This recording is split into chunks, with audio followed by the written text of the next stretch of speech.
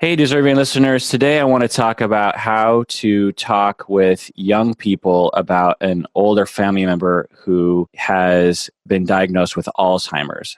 And today we have a special guest to talk about it. Please introduce yourself. Yes, hi, my name is Jennifer. I'm the producer and host of the Fading Memories podcast. It's basically a caregiver to caregiver support podcast for people like me who have a family member with Alzheimer's or other forms of dementia. Great. This is the Psychology in Seattle podcast. I'm your host, Dr. Kirk Honda. I'm a therapist and a professor. So, Jennifer, what did you want to talk about today? Well, a topic that I haven't dealt with personally would be how to tell younger children what's going on with grandma when grandma starts repeating things, forgetting what they've told her, that type of thing. My daughter is almost 27. My mom's been pretty much on this journey with Alzheimer's for about 18 years. So she was old enough as it started that she understood what was going on. I have a niece and nephew who are, my niece is almost 13 and my nephew is 9. So they didn't have the benefit of maturing as the disease progressed. And I felt it would be a useful conversation to have for my listeners who have younger children or younger grandchildren, and they might not understand what's going on, because sometimes it can be it's a little scary, a little confusing. Yeah, and also the way that people react around them can also be of note when you have family, adults who are awkward or they don't know. Or so in general, I suppose it's a part of a larger conversation. It's like, how do all of us as a family, cope or quote unquote deal with someone who has, or deal with the downsides, I suppose. And the thing that I've observed, because my grandma, she didn't have Alzheimer's, but she definitely had dementia. She lived to be 101, and so her memory faded over time. I just saw my family deal with it in a lot of different ways. And when she was younger, she was very much a part of conversations. We would make jokes together. She was a part of the social makeup of any sort of big gathering with family. But as she got older, it was harder for her to do that. And as a group, it was unclear sometimes what we were supposed to be doing. And so I think for younger kids, they might pick up on that. They might say like, "Oh, are we just ignoring grandma now? Is that the deal? Is that what we're supposed to be doing?" Do you ever see that kind of thing? Yeah, before my father passed away, I would have lunch with them, or sometimes my husband and I would have lunch with them. And especially in the last couple of years, now my dad passed away about 18 months ago. I'm sorry to hear that. Oh, thank you. So the last lunch I had with my parents was November 1st, 2016. And my mom does not really initiate conversations anymore, and she definitely has extreme difficulty participating in them, and she did back then as well. And the conversation would be more between my father and I didn't really know how to not exclude her because she didn't participate. And I felt guilty because it's kind of rude. She's sitting there and we're just chatting away, and I've seen that in group settings that, it's very challenging for them to participate in conversations, even in the moderate stages of the disease, because their brain isn't processing as quickly as ours is. And they do kind of get left out, or in some cases, some people might react in a negative way because they're being ignored or being treated like a little kid, and basically being treated in a negative way.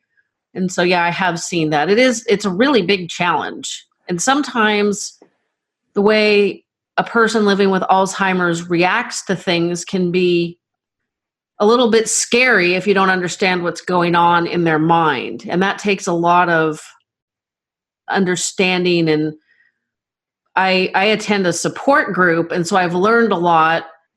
And I've learned a lot doing my podcast on like what's going on in their mind. And that helps to understand their reactions to things. But obviously young children wouldn't have that benefit. So it's a definite challenge. So what is going on in their mind? Can you explain that? Well, every person living with Alzheimer's is different. I, many years ago, listened to a gal talk about dementia in general, and she said, think of it as somebody opening your multi-drawer filing cabinet, reaching in and just flinging papers out, and then closing the drawer. And you would have no idea that those papers were missing until you went looking for them. So the papers is somewhat of a metaphor for the memories. You don't realize that you don't remember things until you're trying to recall them and they don't happen. A lot of people don't understand what's going on. They know something's wrong, but they don't know what's wrong. So they get very concerned. They get a little panicky. I mean, you know something's wrong with you, but you don't know what. Nobody really seems to see that something's wrong with you. And it obviously generates fear, panic, confusion. All those are not really great things to be feeling. And that's why a lot of people in the more advanced stages of the disease lash out. Sometimes they get violent. My grandmother also had Alzheimer's, and there was an instance where my aunt pulled into the driveway. My aunt was her caregiver. My grandmother, who was all of 5 foot, jumped out of the car and ran down the street like my aunt was going to kill her because my grandmother was confused. She had no idea what was going on, and she just knew she needed to get away from this scary situation, even though my aunt took wonderful care of her. My aunt would never have hurt her, so it was terrifying for my poor aunt because my grandmother was running towards traffic. Yeah, it's awful.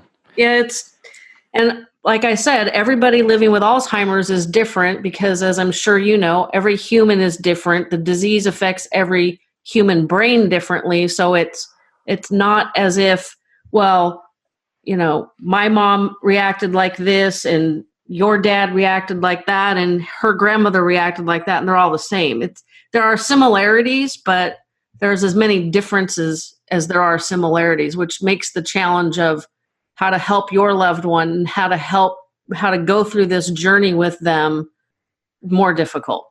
Right. And what I don't know actually that much about it. I'm not an expert on it, but from personal experience, what I've found is that the goal with the individual who has the memory issues is to help figure out the formula of activities or interactions that they can enjoy or participate in. With my grandma, when she was in her last few years, a lot of that had to do with things that were very immediate, like interacting with her great grandkids, for example. She didn't have to remember who they were. She didn't have to speak for a long period of time, but she could smile at a toddler and play with a toddler, and she loved it. We loved it with her, and we loved, the whole activity. And so I'm guessing my family, because my aunt took care of my grandma, figured out, there's certain things that she will respond to that doesn't involve her memory issues. Have you found that to be true? Definitely. The reason I started my podcast was in a desperate attempt to find ways to connect with my mom so that we had more meaningful visits other than her saying, "So what have you been up to?" every minute and a half to 2 minutes the entire time I was there. And none of the suggestions that are typical worked. And that was super frustrating because it made sense. Look at old family photos. And that was actually more painful than not because my sister and I are polar opposite personalities. We're also almost opposite in looks. I'm blonde and sunburn at the drop of a hat. She's brunette, olive skin, tans in 5 seconds. There's not a lot of similarities, and yet my mom could not remember that the blonde baby in the pictures was me. and I'm sitting right there with her. So that was definitely not the way I wanted to connect. And somewhat out of desperation, and after spending the winter with her at the memory community that she lives in, I just decided one day, I'm like, I got to get the heck out of here. So I took her for a drive up to a regional park that's super close to where she's at. We looked at the trees and the sky. It was February, so it was cold. And she enjoyed that so much that I'm like, okay, as soon as it's warm, we're coming back. And we've done that a few times. I did take her and a friend of hers who also lives in the memory community to our city park that has a splash zone for kids to play in. And it was before school started. It was in July. It was hotter than Hades. And the two ladies enjoyed it so much. They're both moms. They're both grandmothers. I was afraid I was never going to get them out of the park. Right. It was like 105 degrees. It was like, ladies, I'm melting here. I'm about to ready to go play in the splash zone with the kids. So they both, and my mom especially, love to do anything where they can just sit around and watch young kids. So I do that with her a lot. Right. So if families know how to trial and error that, and I'm guessing it's not that hard to figure out, right? I mean, there's pretty easy things to experiment with, like what you experimented with, what my family experimented with. Actually, with my grandma, old pictures did help her. Maybe not of babies, but because, if you're 101 years old, most of your family members have been adults during their life. And so I actually made her one of those like online photo books that you can make, and made a page for every person. And I showed pictures of them through their life, so, her son, Ron, I would have him as a baby, and then him as a teen, then him as through the years. And so, and I gave it to her thinking, it was a good, birthday present a number of years ago, or just a random birthday present, really. I didn't think that because I like to make photo books. And so so they're like, oh, great. And then I'm guessing they never look at it. It was just fun for me to make. But my grandma looked at this photo book every morning. She got up every morning and would look at this book. And I think it helped her to recognize people and to sort of make sure it kept people in her mind. And so every year I would make her another photo book as sort of, then I, made one about her life and people she knew before my time. And, but yeah, so just trial and error and trying to figure that out is the key. Because I find that people want to connect with their grandparents who have, or anyone who has memory issues. But if they aren't given the tools or they don't know how, then by default, I think a lot of people just sort of back away because they're feeling really awkward about it. And it's difficult. My mom doesn't remember what our specific relationship is. She thinks I'm her really good friend. Her friend thinks I'm her cousin. And that's difficult to deal with. I'm lucky because it kind of happened gradually. It wasn't like all of a sudden she forgot me. And that's kind of interesting to me. So I'm kind of grateful for that. And I don't know, I took her wedding album one day with me and we looked through that and she recognized herself and my dad and the parents, but not really anybody else, including her siblings. And I thought that was somewhat interesting. And that's kind of where I started with okay, I can't go visit her every week and have the same conversation and not feel frustrated because she doesn't remember I'm there. If I leave and use the ladies' room and come back 2 or 3 minutes later, it's as if I had just shown up. So it's really easy to justify short visits. I got a lot of work to do this week. Maybe I'll skip it, but I don't feel like that's appropriate. So I was desperately looking for ways to connect. And I thought, well, she likes to look at the sky. She likes to look at the trees. And that's what led me to taking her to the park where the kids were. And now I'm searching out ways to do that even more. So it was definitely trial and error. And you have to be committed to doing that because it's a challenge. It's frustrating. And I use the term dealing with someone, especially a parent. It's like death by 1,000 cuts. You know, she doesn't remember I'm her daughter. She doesn't remember my birthday. She doesn't remember I was there 2 minutes ago. It's just after a while, it's, you know, you have to go home and hug the dog. Yeah. How is it for you? How does it feel? It's challenging. And I find if I'm tired or stressed, because right now life is bonkers busy, and I'm finding that my patience with her is not where it should be. And getting frustrated with somebody with memory loss is a recipe for having a very unpleasant afternoon. My mom doesn't get violent or ugly, even though she was always a really stubborn personality. So I'm lucky there. We haven't dealt with that yet. It could still come. But I find it's very difficult to be with her where she's at in her reality if my brain is, okay, I got to go home and take care of the dogs and do the dinner. And you know, my brain is spinning with all the things I need to do. And it's very difficult to slow down to her, I don't want to say level because that sounds negative, but to be in her reality is to be in a very slow, quiet place, just sitting and staring at the tree or the sky or the children. I can do that for about 20, 30 minutes. And then I'm like, man, I should have brought my laptop with me. Maybe it's a good thing for you to slow down. Yeah. And normally when I don't feel under a lot of pressure, it's easier to just spend an hour and a half, 2 hours in her reality. But when I feel like if I'm not doing these 3 things right now, I need to be doing these 5 things over here right now. And that's what's been going on for the last month or so in my life. It makes it very difficult to be able to just take a deep breath and say, it's okay to spend an hour and a half staring at the nature and the trees. And she's not super communicative at this point. She does still talk. Many Alzheimer's patients end up nonverbal at the end.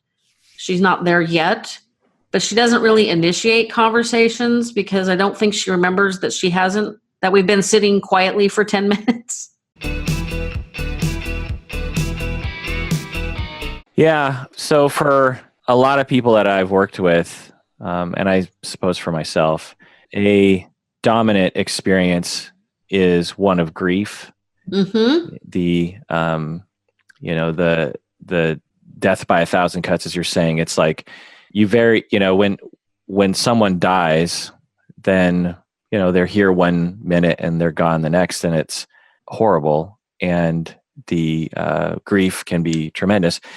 And when someone slowly loses their memory and even their personality to some extent, it's just a very slow loss. And so even though for some people it's like, well, yeah, my mom is still alive, but I feel like a few years ago I lost her, but I didn't know I lost her. I mean, I've definitely lost what we used to have, And how's that experience for you? That's exactly how I feel. My mom was very creative. She was an excellent seamstress, and she used to paint with acrylics back when I was younger. And in her later years, she actually did woodworking and was getting quite good at it. So now one of the suggestions is, well, simplify the tasks or the hobbies that they enjoyed and do that with them. That doesn't work with my mom either. And when I go see her, she doesn't wear makeup anymore. She doesn't dry her hair. It just air dries. She doesn't look like my mom, but she is my mom. It's challenging. And I just went through this week, out of the last 7 times I've seen her, and there have been a couple extra times because of doctor visits and the holiday and My sister brought her to my niece's production of The Lion King. The last 6 of 7 times I've seen her, she's had the same outfit on. So I talked to the care staff where she lives, and I said, is she giving you a hard time about getting dressed? Because the challenge one has with somebody in the later stages of Alzheimer's is you have to think for them and you have to make decisions for them, but you still have to treat them like an adult, even though they don't function like an adult. It's a really delicate balancing act. And they told me, yes, she was giving them grief about getting dressed, but she was also giving them grief about showering. I'm like, okay, well, that explains a few things. What had turned out is they had moved her shower to the evening. And my mom has always been a daytime showering person. So I had to deal with, strongly suggesting they move it back because it would benefit everybody. And they have. So it's just interesting that you have to make those decisions for them, and you have to ask these questions. And, eventually, they end up incontinent, so they end up in diapers. And it's like, you're going backwards in your life. They're going backwards in their life. They end up becoming like your child and your baby. And it's not fun. Yeah. Is it hard to have, I'm guessing that prior to her losing her memory, you had a relationship with her, you were close with her. Was it hard to lose? Was it hard to lose that part of your relationship, or do you still feel like you have that? No, it's definitely been a gradual loss. Like I said, she doesn't remember what our relationship is. She does know that I'm an important person in her life, which I use that as kind of a little bit of solace. Okay, she doesn't remember that I'm the oldest of the 2 kids she had, but she knows that I'm important and I'm special, and that's okay. I mean, it's almost semantics. She started having memory loss about the time her mom was having significant memory loss, and she was very good at hiding it. But we had a business together, and it became very obvious to me that I had to make sure that I knew what she was telling clients, and I knew what they wanted done with their orders. I don't know if I mentioned that I'm actually a professional photographer as well. And we had a photo studio and a film until about 2003. We had a film process, 1-hour photo lab. And she would take orders from people with no directions, no due dates, no nothing, and then forget what she told them that she would do or they asked her to do. So I got to the point where I was hovering. I'd hear her talking to clients, so I'd come out and join in, so to speak, and then say, oh, what are we going to do for Kirk today? And just casually insert myself into the conversation so that I had a clue. And there was a day I found an order in her handwriting, no explanations, no nothing, just giant question mark. And I said, what are we supposed to be doing for Mrs. Smith? And she looked at it and said, well, I don't know. That's the employee's handwriting. And I'm like, no, that's your handwriting. This is the employee's handwriting. And she looked at it, turned around, stomped off in a huff. And I thought, oh, this is great. And we had a conversation where she told me, well, I don't want to end up like my mother. I'm like, well, that's great. What do you want me to do about it? Because murder is illegal. And I knew she was going to, because at that point it was obvious she was having problems. She was pretty good at hiding it from most people, but I was with her all day, 5 days a week. And that was hard because you have to supervise your parent, who is generally a self-sufficient adult, has been married for, about 40 plus years at that point. It didn't feel right that I had to supervise her. That was challenging. And then when they retired and I brought the business to my hometown, it was a relief, but I was also concerned because I knew that interacting with clients and meaningful work was good for her, but I seriously couldn't take the supervising and the hovering and the monitoring. So I worried about that. And I worried about her and my dad being together all the time because his patience wasn't great. And I knew that dealing with her was frustrating.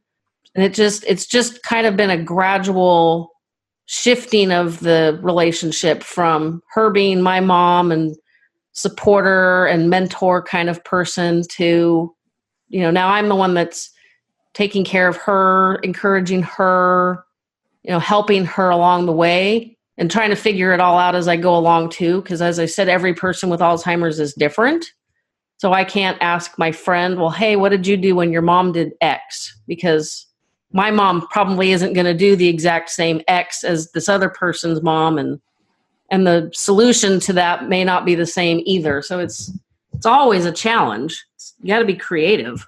Yeah, well, if there's an award for a best daughter, I think you'd be up for it. Well, thank you. I do sometimes feel guilty. My father assumed that my mom would come live with me. My sister has her in-laws with them. They are independent, just poor. And they do need, I saw her mother-in-law yesterday. They do need a little bit of assistance, but not like my mom. And my dad never discussed that with me. And my daughter moved out a month before he passed away. So while he was assuming mom would come live with me, I didn't even have a spare room. Like, I didn't know where he thinks I was going to put her.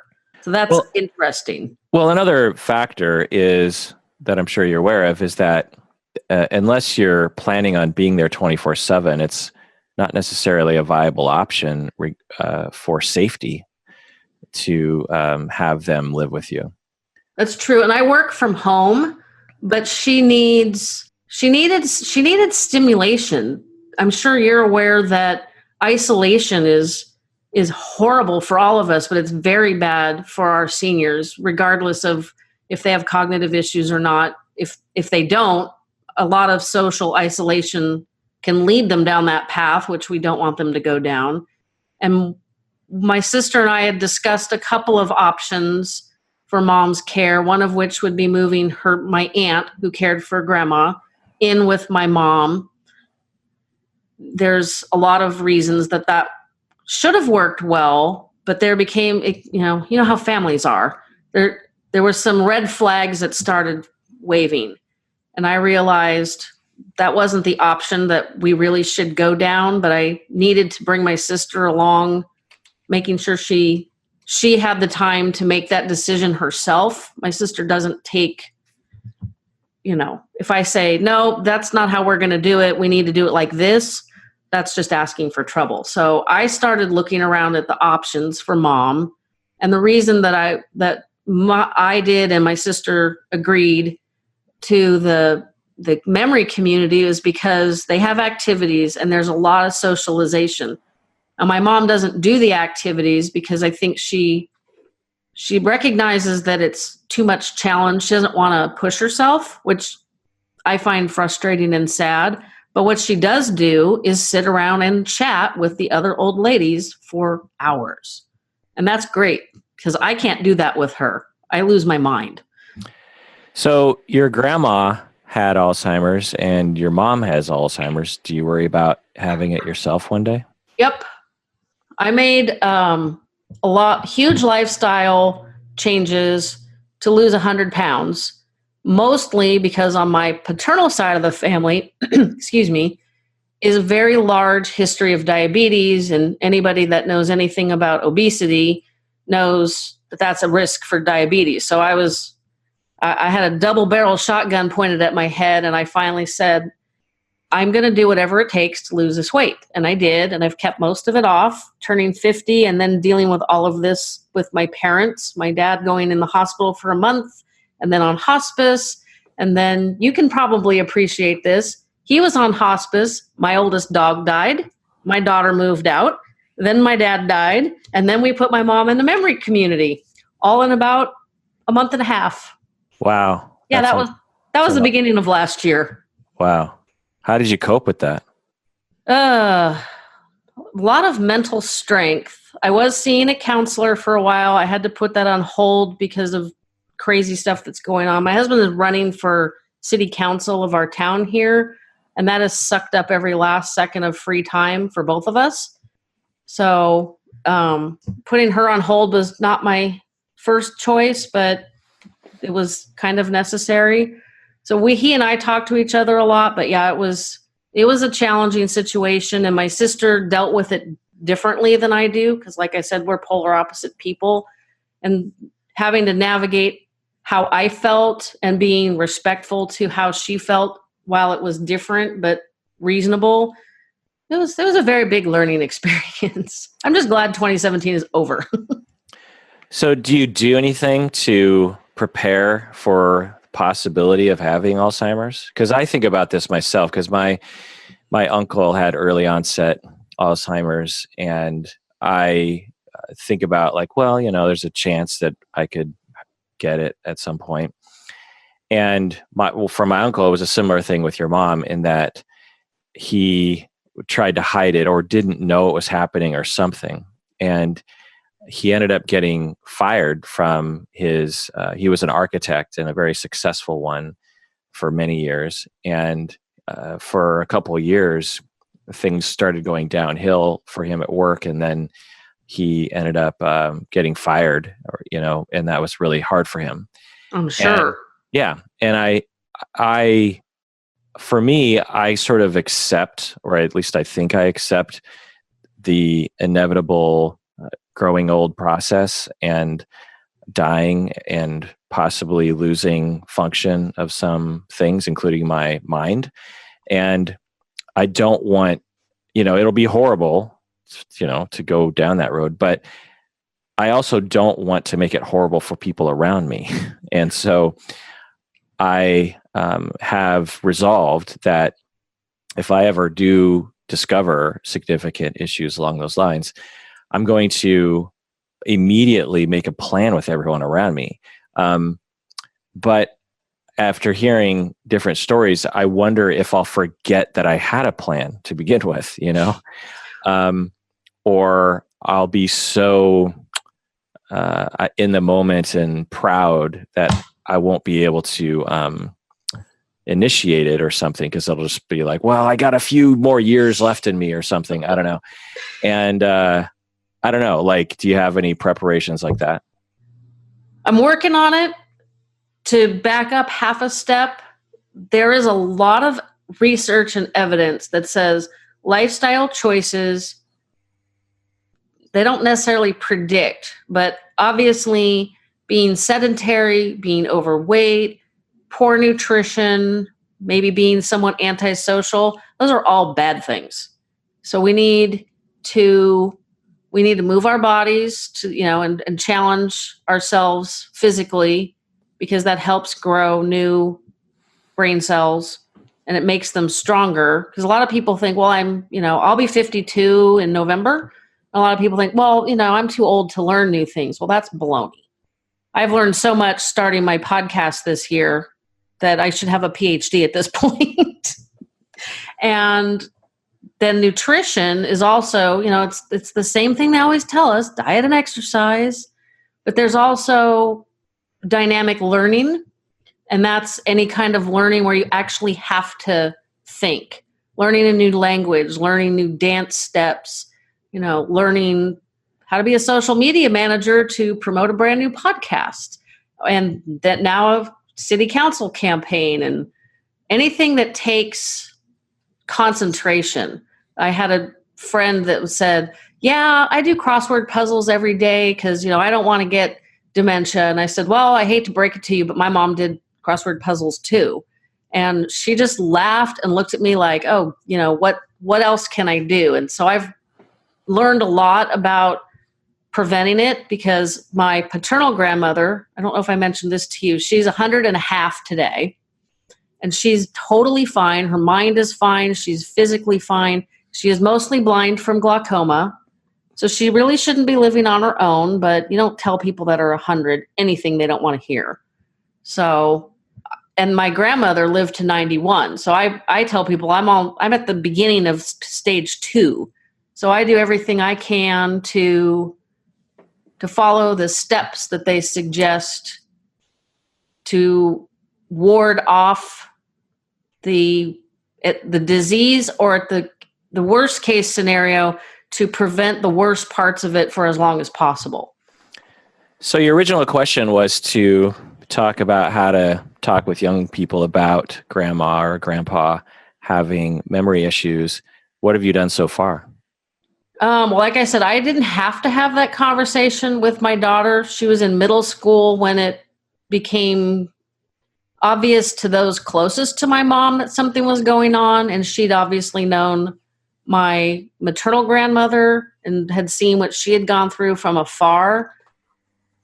And so I didn't have to explain, like, well, we saw grandma last Christmas and she was fine. And this Christmas she's asking you, what grade are you in again? And how old are you again? And so I have never had to go through that personally. And that's why I reached out to you to see if you had suggestions for people who, their loved one might not be close or they might not see them regularly. Maybe some tips on how to talk to the kids so they're not afraid of grandma.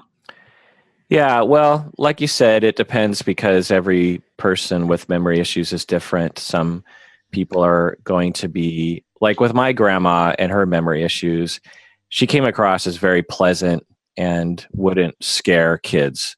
So, but other people with memory issues might come across, they might have,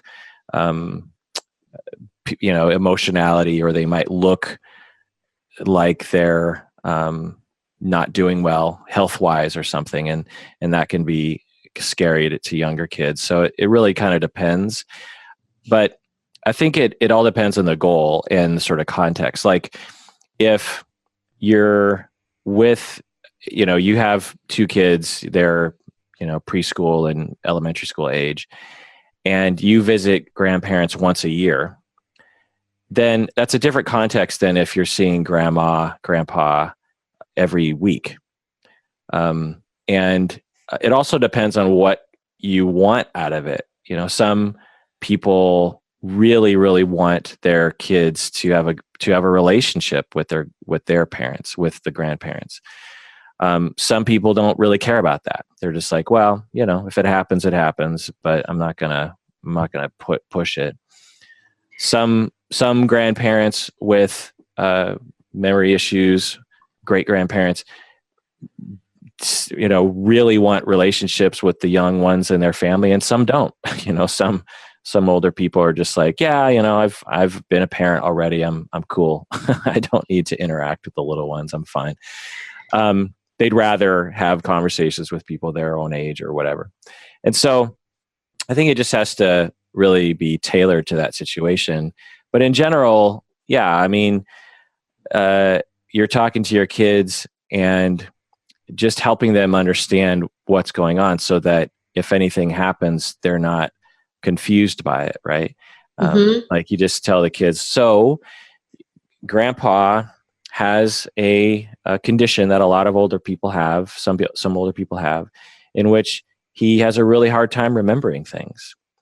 And that makes it hard for him to remember even who you are. And so, whereas, Uncle Danny remembers you from every time that he sees you, well, Grandpa George might not actually remember you. And so we just have to keep that in mind, that's not because he doesn't love you. It's because he has a brain condition that makes it hard for him to remember. Just kind of going through that with the kids so that they're not hurt or confused by what ends up happening. The other thing is again, if your goal is to have them connect, then just engineering interactions for grandparents and children, great grandparents and children, that they don't have to think about very much. If your older relative likes to, I don't know, throw the ball around or something, then you don't sort of wait for that to happen. You engineer it. You just, you get grandma, you get the kids, and you're like, let's go throw the ball outside. And you go outside and, you're sort of the ringleader, and you have to kind of monitor how things are going. And, that can be a wonderful way to have a relationship and to carry on those connections and those traditions through the generations.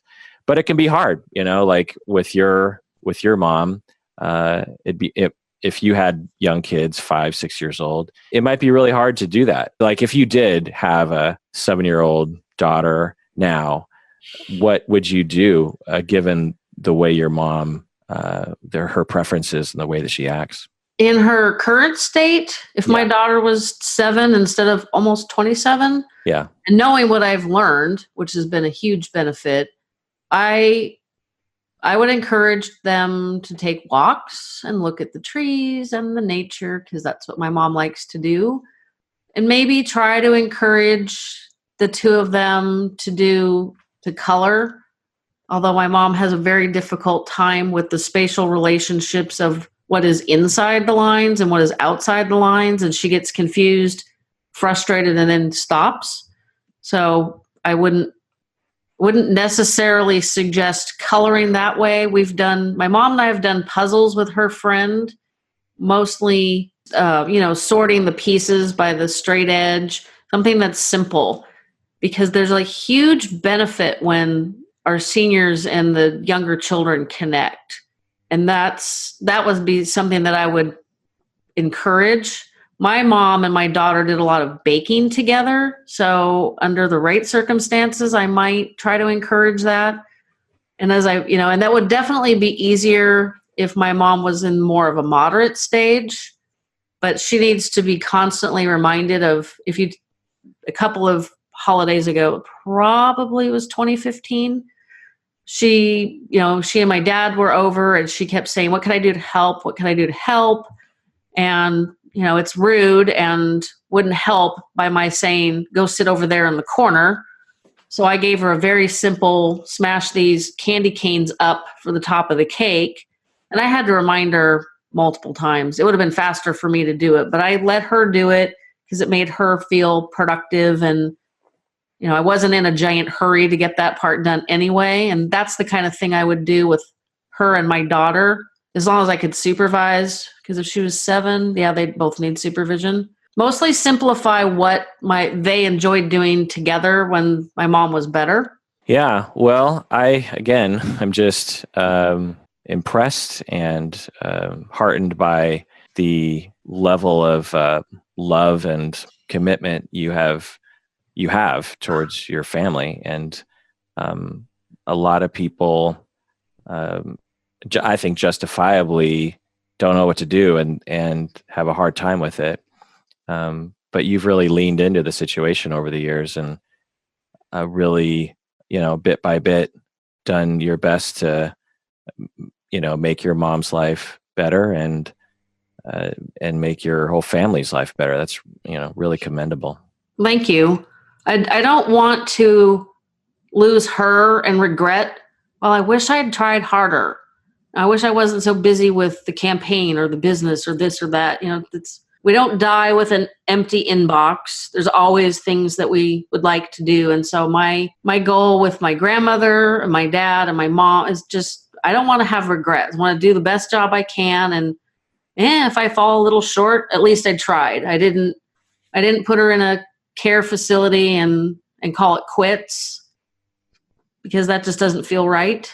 And there's days when I think, I have so many things to do. Maybe I'll just skip it this week, but I don't, because I don't know. I don't know why I don't. I haven't given myself permission to do that. Well, it's been an interesting conversation. Any final words, or would you like to say something about your husband's campaign? Maybe some listeners are in your district. Well, he's the most qualified candidate. There's one incumbent, quote unquote, running. Where? Duh. We are in Brentwood, California. That is in Northern California, not the Brentwood where O.J. Simpson lived. That's the other end of the state. We're basically the last suburb that could commute to San Francisco for work, although I would never do it because it's ugly. I work from home for a reason. There's a lot of reasons, but that's one of them. So what's his name? His name is John Fink. He's been a planning commissioner for almost 9 years, so he has a lot of experience and a lot of compassion, and he's got almost too much integrity. I always tell him, just ask forgiveness. You don't have to always ask for permission, but he never does that. So he's what our city needs. And so I'm helping, even though there are days I'd just rather not deal with Alzheimer's or politics. Go walk the dog and take pretty pictures is what I'd rather do. But it's important to him. So we're working on this again. He ran in 2016 and came in third. So hopefully this time will be it. Well, Jennifer, I think you definitely deserve a vacation. I hope that you get one. Me too. And yeah, I think if anyone I've talked to in recent weeks deserves a vacation, it's you. Thanks for joining me on the podcast, Jennifer. It's been great. Definitely. Thanks for sharing an episode with me. Well, that does it for that episode of Psychology in Seattle. Thanks for joining us out there. Please take care of yourself because you really deserve it. You really do.